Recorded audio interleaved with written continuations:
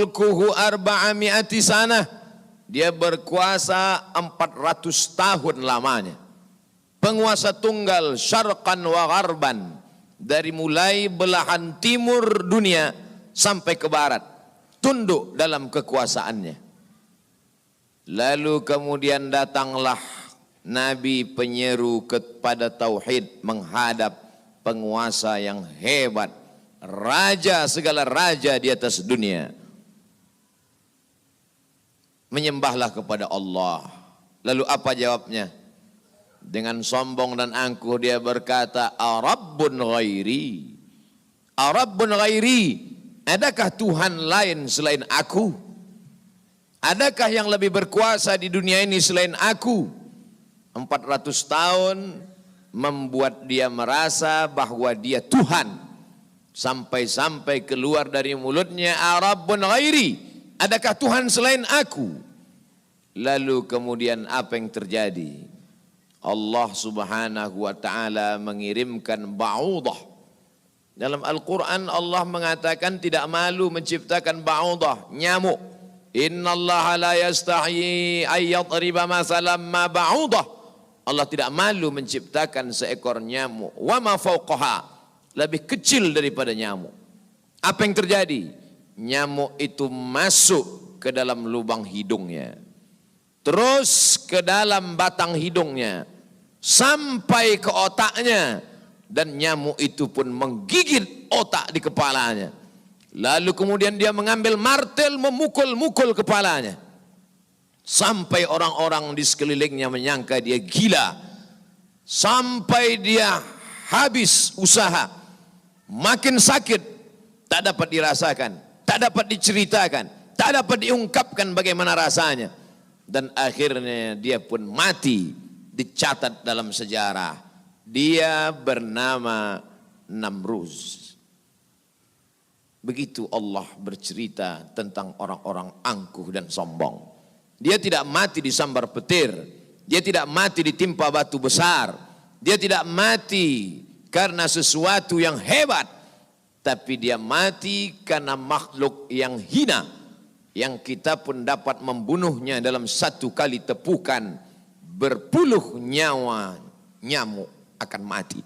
Tapi begitu Allah Ta'ala ingin menunjukkan kesombongan, keangkuhan orang-orang yang merasa dirinya Tuhan, jawabannya adalah kuasa Allah Subhanahu wa Ta'ala. Hari berganti, musim berubah, dunia ini diisi oleh orang-orang yang angkuh dan sombong.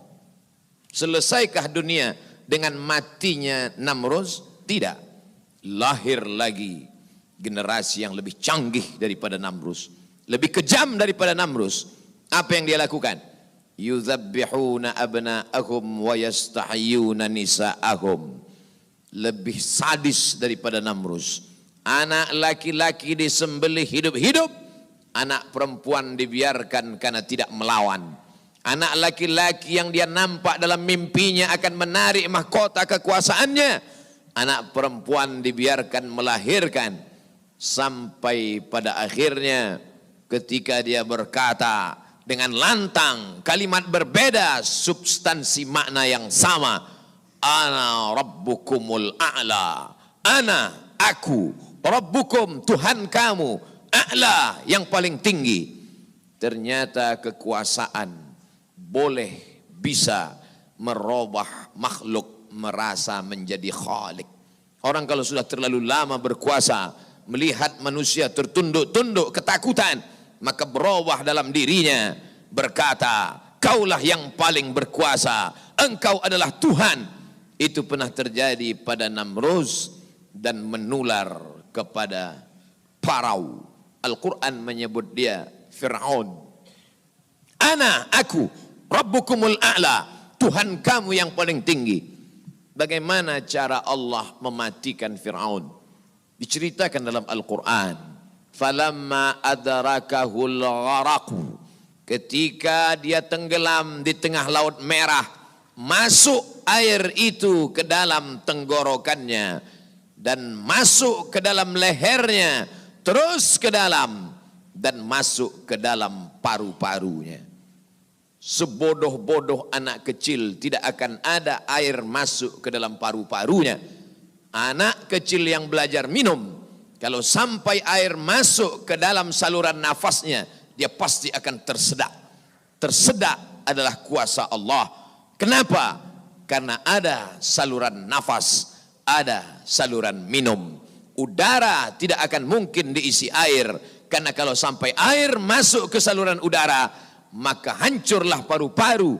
Allah ciptakan satu kuasa bernama tersedak. Tersedak adalah kuasa yang paling ringan. Anak kecil yang tak ada daya upaya pun pasti akan tersedak. Tapi Allah ingin menunjukkan kepada Fir'aun, jangankan untuk menggenggam dunia, jangankan untuk membunuh Musa, jangankan untuk mengejar Bani Israel, untuk tersedak pun kau tak kuasa, wahai Fir'aun. Apa yang terjadi? Fir'aun mati. Kenapa Allah mematikan Fir'aun dengan air? Kenapa tidak dengan batu? Kenapa tidak dengan petir yang menggelegar? Mengapa dengan air?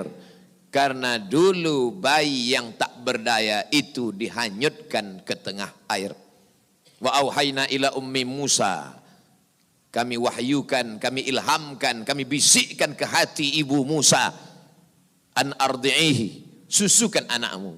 Fa in khifti alaihi, kalau kau takut anakmu ini akan disembelih Fir'aun, fa'alqihi fil yammi, hanyutkan dia ke sungai. La takhafi, jangan kau takut. Wala tahzani, jangan kau sedih. Inna radduhu ilaiki, kami akan mengembalikannya kepada engkau sesuai dengan cerita yang kami kehendaki. Waja'iluhu minal mursalin, dan kami akan menjadikan dia salah satu daripada rasul yang kami pilih. 5 di antara rasul itu, salah satunya adalah Musa alaihi salam. Musa, bayi yang tak berdaya, dicampakkan ke laut, dicampakkan ke sungai Nil, selamat. Bayi yang tak dapat berenang, bayi yang tak ada kuasa, bayi yang tak ada daya upaya, selamat di atas air. Tapi penguasa, raja di atas raja, segalanya bukti-bukti kuasanya sampai hari ini menjadi bukti. Satu di antara 7 keajaiban dunia adalah piramid yang dibangun oleh Fir'aun. Tapi ternyata air yang dulu menyelamatkan bayi Musa, air yang sama menenggelamkan Fir'aun yang amat sangat berkuasa. Sekali lagi Allah ingin bercerita kepada manusia bahwa mudah bagi Allah melenyapkan makhluk-makhluk yang sombong, yang merasa diri gagah perkasa, manusia yang terkena penyakit amnesia, terlupa bahwa dia hanyalah makhluk, paru-parunya ciptaan Allah, udaranya titipan Allah, hembusan nafasnya dan tarikannya semua atas kuasa Allah. Mestinya dia berkata, la haula wa la quwata illa billah. Berakhir episode Fir'aun. Selesaikah dunia? Tidak. Muncul lagi mereka yang sombong-sombong. Macam-macam nama sejarah mencatat. Abu Lahab dengan bangganya berkata, sebelum Abu Lahab datang lagi seorang pria perkasa dengan tentara bergajahnya bernama Abrahah. Dia ingin memindahkan Ka'bah karena baginya bisnis di Makkah harus dialihkan. Nun, jauh di Yaman, berseberangan dengan Laut Merah, menyeberang ke Afrika. Maka ini Ka'bah harus dihancurkan. Dia bawa pasukan bala tentara, sampai akhirnya pasukan gajah tidak ingin bergerak. Gajah makhluk Allah, binatang, tahu mengenal Allah subhanahu wa ta'ala. Dia paksa gajah itu berdiri dengan pawang-pawangnya. Akhirnya gajah itu berjalan karena amat sangat terpaksa dan di bawah tekanan. Sampai akhirnya apa yang terjadi? Datang Abdul Muttalib membawa kunci Ka'bah. Dia serahkan kepada Allah. Dia katakan di depan pintu Ka'bah, inna lihadzal baiti rabban yahmih. Sesungguhnya Ka'bah ini ada Rabb, ada Allah yang menjaga dan memeliharanya. Bukan aku yang menjaganya, kuserahkan kepada penjaganya. Inna lihadzal baiti rabban yahmih. Sesungguhnya Ka'bah ini ada penjaganya, kuserahkan dia kepada engkau ya Allah. Apa yang terjadi? Fa arsalna alaihim tayran ababil. Kami kirimkan kepada mereka burung ababil yang dibawanya tarmihim, melontar, melempar mereka pasukan Abraha bergajah bihijaratin, dengan batu-batu, min sijil, yang dipanaskan di atas api neraka. Apa yang terjadi pada pasukan Abraha? Faja'alahum ka'asfim ma'kul, mereka seperti daun-daun yang dimakan ulat.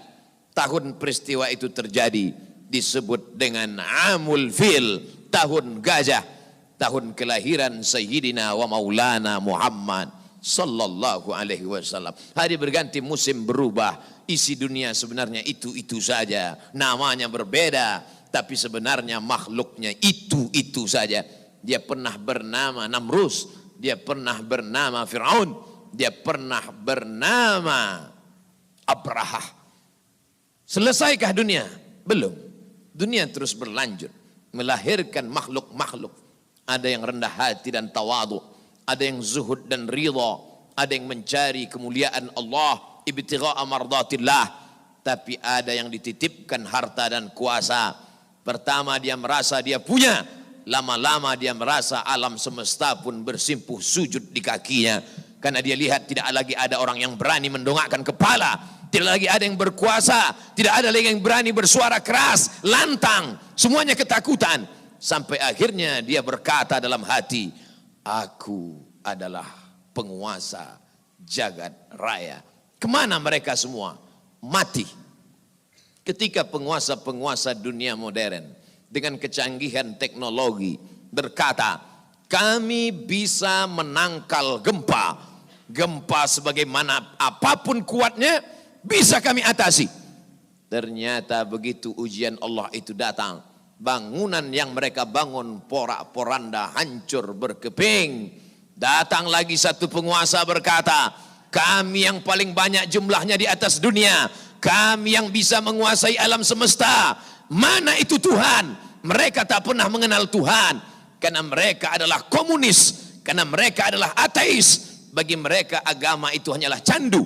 Orang yang terkena narkoba bagi mereka sama dengan orang yang dimabuk oleh agama, karena bagi mereka agama ini hanya opium saja. Manusia yang stres, manusia yang depresi, lalu dia menjalankan agama. Agama bertentangan dengan komunis, agama bertentangan dengan keyakinan ateis. A tidak, T Tuhan, is keyakinan, ateis keyakinan yang meyakini tidak ada Tuhan.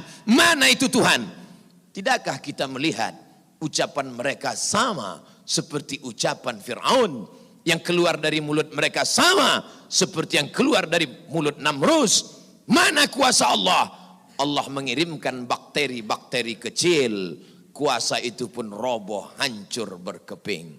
Barakallahu li wa lakum fil Qur'anil azim.